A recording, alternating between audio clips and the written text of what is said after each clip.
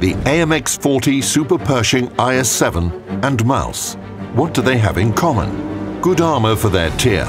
Their enemies are used to hearing, "We didn't penetrate their armor." Of course, this is only true if you use these tanks properly, which is a permanent problem for many players. Here you can see the E-100 trying to block shells with the front of her turret. And here's the IS-7 in a side-scraping position. In 5 minutes, you'll know what they are doing wrong. We'll tell you how to use your armor wisely and help you carry out personal missions.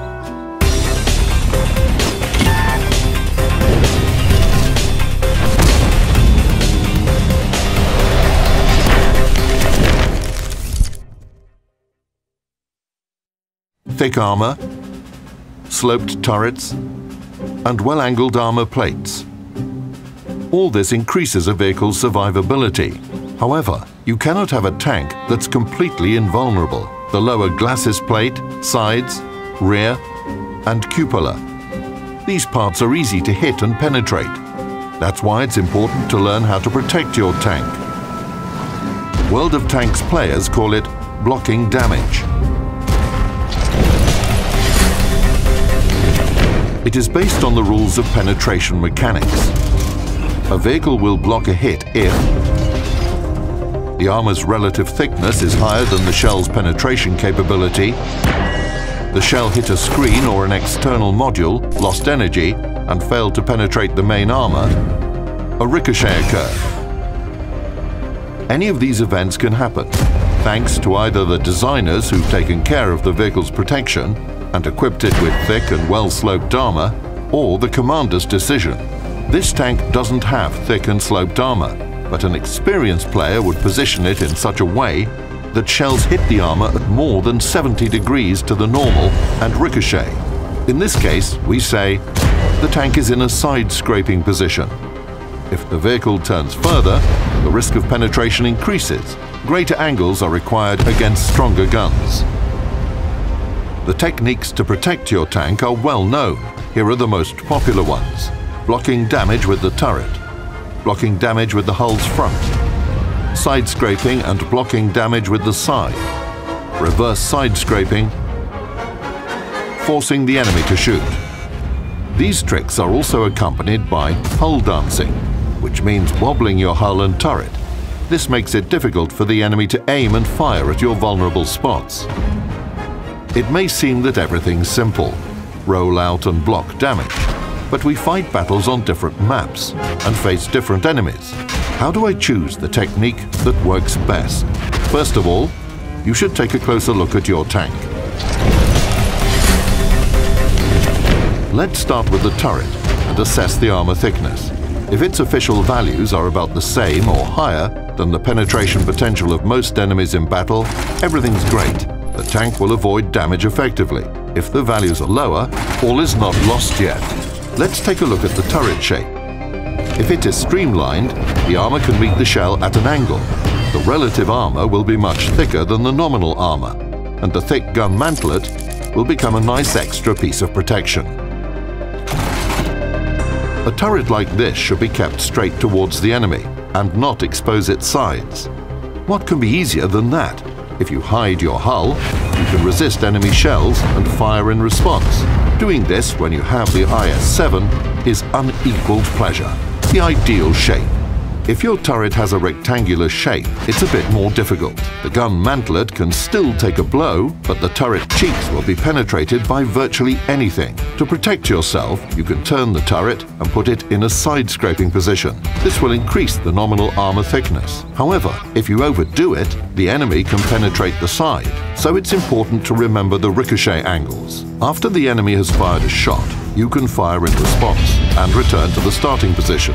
The geometry becomes especially interesting when you're facing several enemies. You've got to block shells coming from different directions while firing in return. In this situation, it's important to turn the turret to an impenetrable angle to the enemy that is about to shoot. These are the basics of playing your turret. These techniques will work if you're behind cover on a horizontal surface and manage to hide the tank's hull. You can use arcs, embankments, terrain features, destroyed tanks, etc. And it doesn't matter where your turret is mounted on the hull or how good the elevation and depression angles are. Problems can arise if you meet an experienced enemy who aims for your weak spots, so you should learn to protect them. Here's the commander's cupola. In most cases, it's quite easy to penetrate this part. This one is small, so moving back and forth is enough to make it difficult for the enemy to aim. Some commander's cupolas are big. In this case, you should choose a position from which the enemy will see only the part of your tank's turret that doesn't have vulnerable spots. If that's impossible, you can go for another variant. Turn the turret like this, and the cupola disappears. Magic, isn't it?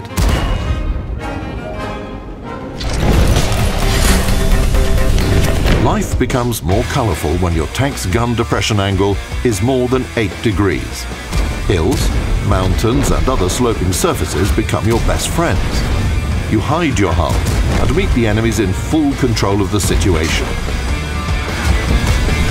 This is how you can protect the commander's cupola and thin turret roof. If you get to sloped terrain, these parts will become a difficult target. However, a lot depends on where the turret is attached to the hull.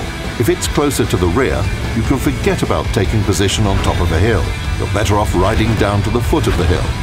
However, even small depression angles aren't critical for a tank with strong armor. You could look for a good place on irregular terrain and position your vehicle so that you can fire conveniently without exposing your weak spots. Now, here's a trick that works for tanks with a strong turret. There's an unexpected way to use terrain. We're all used to tanks moving on a horizontal surface, and so we look for relevant shelters. Now look at the foot of the mountain. The enemies are waiting around the corner. They're aiming at the place where the front wheel will appear. This is what usually happens, and this is why nobody wants to attack first. But there is a way out. You should climb up a slope. Now it works like a regular hill, hiding your lower glacis plate and allowing you to absorb damage with the turret. Just look at this from a different angle. Sometimes the slope can help even in hopeless situations. Climbing up with the rear, using irregularities like piles of debris on Himmelsdorf. And even if we don't win the battle, 1 or 2 shots could grant a mark of excellence on the barrel. This is basically all the theory on soaking up damage with the turret. If it seems simple to you, that's great. Now it's time to engage all your mental capabilities. We proceed to the hull, the largest and most sophisticated part of a tank. Following tradition, we'll start with the hull's front. It would have been nice to have thick armor here, so that no one could penetrate it at all, but then the tank would be very slow. Seeking a balance between protection and mobility, designers experimented with the shape. Here we will take a look at different variants of a hull's front and see how they can help you survive in battle. Let's start with this one. It's the pike nose. It consists of sloped armor plates. The sharper their angle, the thicker their relative armor. Front armor like this is effective when it's directed straight towards the enemy. Your task is to find piles of debris and terrain irregularities to hide the vulnerable lower glacis plate. And then just stay still. Still doesn't mean completely motionless. Even the thickest front armor has vulnerable spots. And you shouldn't let the enemy aim at them. So dance. Back and forth a bit, left and right a bit. If you turn the pike nose too much, the relative armor thickness decreases, the chance of penetration increases. Forget about shootouts from around corners. When facing an enemy of equal strength, play defensively. Move out to fire when the enemy is reloading. When playing tanks that have a straight front, with vertical armor plates, you have to work a bit harder. You see an enemy? Put the hull in a side-scraping position. Like with the turret, you should take the correct angle, otherwise the enemy will penetrate your side. The best solution is to find shelter, from which you'll expose only your front part at a ricochet angle. Tease them. In most cases, the adversary will take the bait and fire. This is called forcing the enemy to shoot. Now you can fire in response, rinse and repeat. When doing this, try not to expose your front wheel to the enemy. It may be helpful if you zoom out the camera and view the tank from the side. This makes it easier to control the angles. However, with some tanks, you just can't avoid exposing their front wheels. Look what the good old Churchill is doing. You think he carelessly exposed his side to an enemy shot. Nothing of the sort. The side is still safe.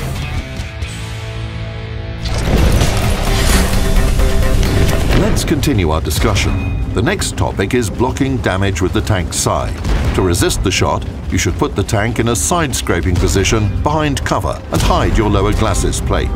The efficiency of blocking damage will depend on a combination of the hull shape, relative thickness of its armor plates, availability of screens, and armor protection of the running gear. This is the E100. Everybody knows that this tank soaks up damage with its side. Why? First, the shell has to penetrate a 60mm screen. If the tank is positioned properly, this value more than doubles. The projectile loses part of its penetration potential and hits the chassis, which is 40mm thick. The running gear is an external module, so irrespective of the angle, her thickness is always of nominal value. Anyway, the shell will lose part of its energy again and try to penetrate the hull's relative armor, which is over 250mm thick, and fail. This tank will definitely play its side. No doubt about it. But the problem is that most vehicles can't boast armor like this. Moreover, in practice, one tank can play its turret pretty well, while another fails to do this efficiently. And even thorough analysis of the specifications doesn't always help reveal the reason. But there is an answer to this, and it's not about the numbers. Let's find it using two tanks as an example. The Kranwagen's hull is officially 70mm thick, and the running gear is 30mm thick. The T-57 Heavy's hull is just 44mm thick, and its running gear is 20mm. Judging by these figures, the American tank doesn't have a chance. The IS-7 will test how strong their sides are by firing shells with an average penetration capacity of 250mm. Here's the result. Swedish tank is penetrated with almost every shot, while the T-57 Heavy resists the hits much better. This is what it's all about.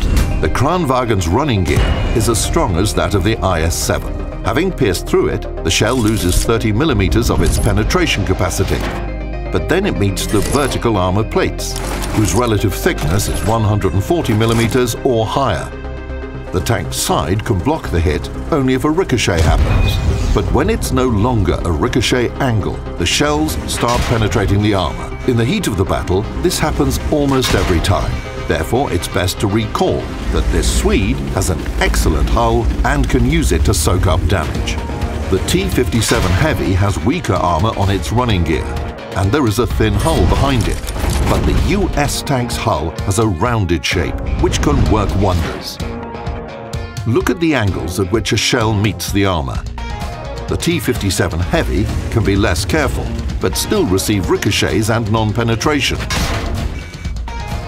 If the shell flies a bit lower, you may well hear the annoying critical hit message. So here's some advice. When facing the Heavy, fire at the upper part of the tank's side or at the lower part of its turret. Then it's much easier to damage the tank. What else should we pay attention to before beginning to block damage with the side? Often you can see a pretty thin side between the track lines and the fender. Here you can rely only on the relative armor thickness, so you should put the tank at a very sharp angle to the enemy's line of fire. It is also important to hide the front part of the chassis, as one can easily penetrate the thin hull through it. This position for the tank would be ideal. It makes the vehicle quite difficult to destroy. This position will help protect the pike nose. In this case, you should try to expose the rear part of your tank's side and encourage the enemy to fire. By the way, when a tank with a pike nose is exchanging shots from around a corner, you can use a different side-scraping position. It's called reverse side-scraping. The most important thing is to hide the tank's rear behind cover. and roll out for a shot without exposing it. Now you know everything you need to figure out which tanks can soak up damage and which can't, and most importantly, what the appropriate protection techniques are. However, theory alone won't be enough. Go to the training room and try to block different types of shells from the most dangerous enemies. Find the angles that allow you to resist their hits, and watch guides by the video makers to reinforce your knowledge. Good luck in battle.